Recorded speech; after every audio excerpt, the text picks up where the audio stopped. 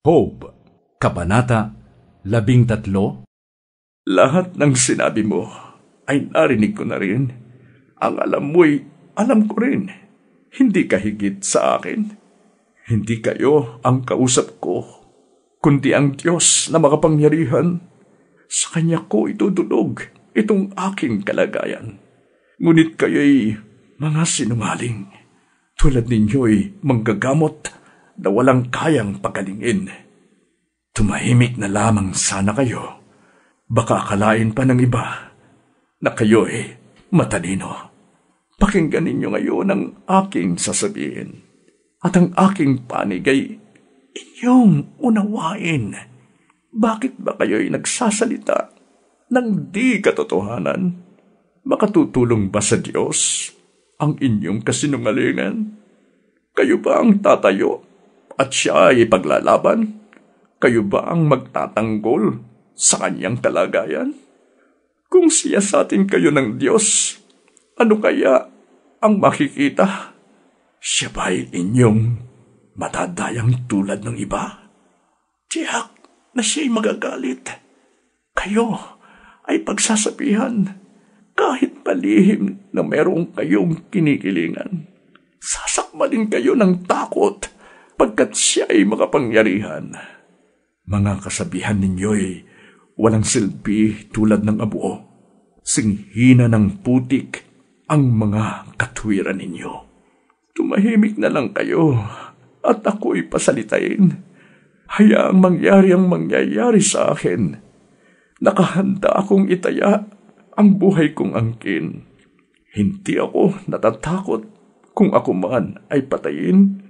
Maiharap lamang sa kanya itong aking usapin. Maaaring iligtas ako ng aking katapangan sapagkat wala namang masamang tao na makakaharap sa may kapal. Pakinggan mong mabuti itong aking sasabihin. Itong paliwanag ko ay iyong unawain.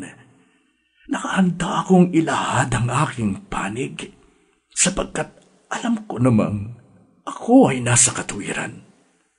O Diyos, lalapit ka ba upang ako'y usigin? Kung gayon, handa akong manahimik at mamatay. Mayroon akong 2 kahilingan at ako'y di magtatago kung iyong papayagan. Itigil mo na itong pagpaparusa sa akin at sa takot ay huwag mo akong patayin. Magsalita ka at aking tutugunin o kaya'y sagutin mo ang aking sasabihin. Saan ba ako nagkamali? Ano ba ang aking kasalanan? Pagkakasala ko'y maaari ko bang malaman? Bakit ako'y iyong pinagtataguan? Bakit itinuturing mo akong isang kaaway? Para akong isang dahon? Huwag mo na akong takutin. Ang katulad ko'y iba na tinatangay ng hangin. Kay pait naman ng iyong mga paratang. Kasalanan ko nung ako'y bata, iyo pang ibinibilang. Itong aking mga paay, nilagyan pa ng gapos. Tinitingnan, sinusuri ang aking bawat kilos.